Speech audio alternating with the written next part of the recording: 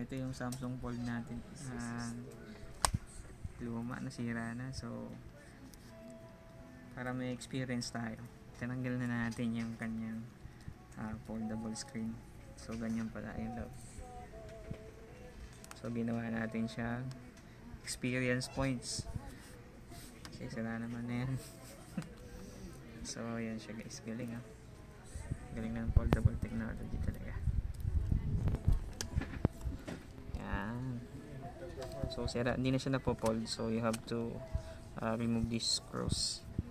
And then, linisin mo yung yung mechanism niya sa gitna para mag-fold. Maglapat siya. So, napakahirap niyan. Tatanggalin mo nang hindi masisira. So, kaya yung iba di na nag-take risk para buksan, ayusin yung fold. So, yan lang guys.